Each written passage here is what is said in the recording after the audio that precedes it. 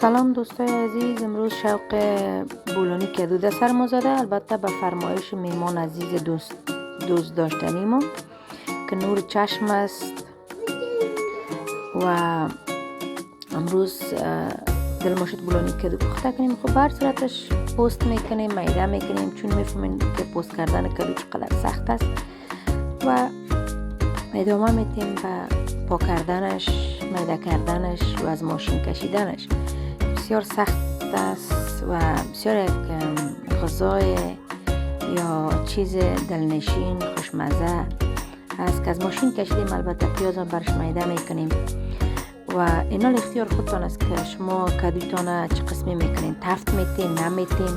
همین قسمیش هم که از ماشین بکشین بسیار خوب پخته میشه. خب خلاصه پیاز هم میده کردیم، میندازیم دیگه. اینا در سرش کمک مخلوط میکنیم، یک کمک سرش نمک بندازیم، بعد از روغن بندازیم یک کمک و اختیارتان است که مرچ سیاه بندازین، سرخ بندازین، مرچ مساله یا اف مساله، گرم مساله میگن، از این بندازین هر چی که دوست دارین. این اختیار خودتان است.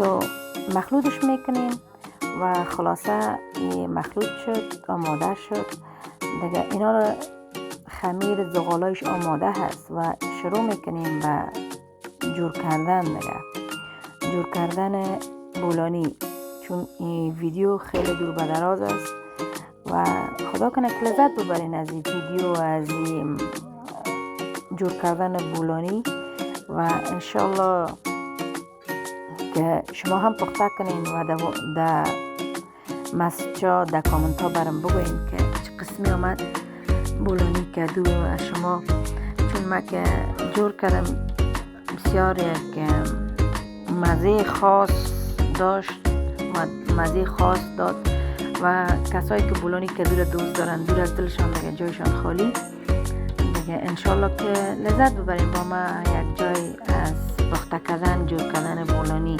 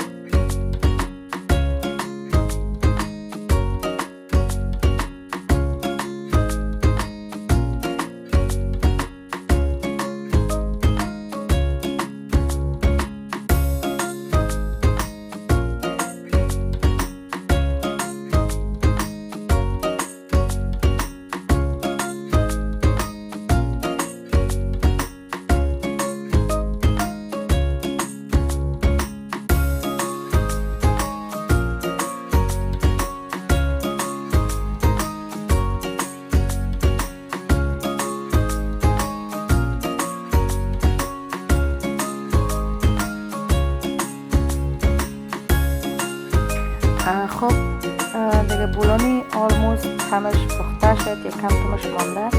خب برای بیبی جان ماس آماده کردیم برای بولانی انجای دیگه. اینا دیگه در نصفایش هستیم. البته که پخته کردیم بولانی در ماس انداختیم همراه نانای خشک دیگه آماده کردیم بولانی. به خاطر که نسوزه، به خاطر کمک زیاد به تشویش بدم و متوجه بدم. و یک چیز دیگر متوجه شدین دوستا که وقتی که من خمیر آوار میکنم آرد نمیریزم. به خاطر که آرد همه خانه و کل جای چیز میکنه، آرد پر میکنه، لباسای دم آرد پر میشه. خب خلاصه من روغن استفاده میکنم.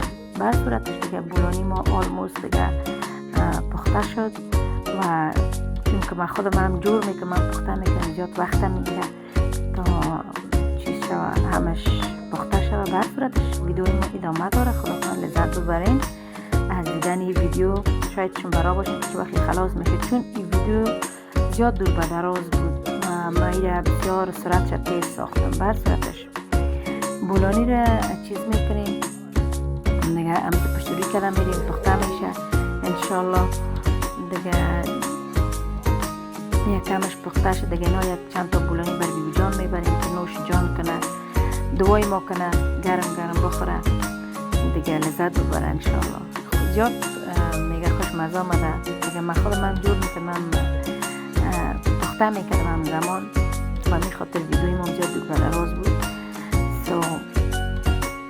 دیگه میبینیم که چی میشه انشالله دیگه. اینا نوبت عزیز که بر شاورما همچنان بولانی چیزایش آماده کنم، ماز برش بدم امرای بولانی، چون دخترکمون گشنه شده و شاورما دوشون منتظر هستن و ما یک کمک دستم زیاد بند بود، به تشویش بدم بولانی نسوزه، به او خاطر دیگه میفتم صبر کنیم. خب خدا کنه لذت برده باشین و خوشتان آماده باشه دیگه. انشالله باز داینده هم صحبت میشیم بخیر و برم در کامنت ها بگوین که خوشتان آمد نامد. و یک چیز دیگه که هرچی که دوست دارین در کامنت ها میتونین بازم بگوین که من در ویدیوی آینده چی را به تصویر بکشم و چی پخته کنم براتون. خدا کنه خوشتون بیاد دیگه، خوش آرام باشین، ادامه ویدیو رو ببینین دیگه. باز انشالله میبینیم. و یک چیز دیگه که سابسکرایب یادتان نره، لایک یادتان نره دوستای عزیز. در یک لایک شما، در یک سابسکرایب شما چینل ما یکم پیشرفت میکنه. سلامت باشین، وقت خوش داشته باشین.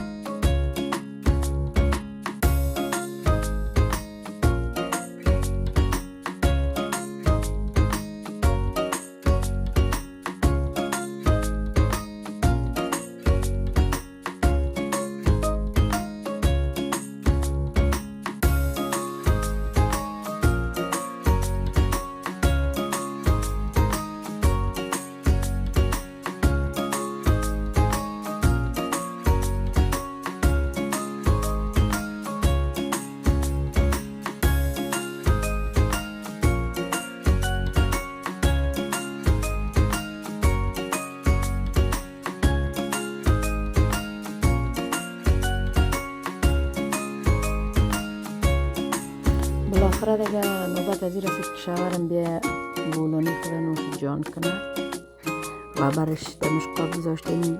نفته نمانه که چیه، هوای زده بیرون، باران میباره، بسیار هوای سرد است و خوشحالم میگه مثل یک آب و هوا، یک غذای خوشمزه آدم درست کنه. خلاصه شوهرم بالاخره تشریف آورد که بولانی نوش جان کنه.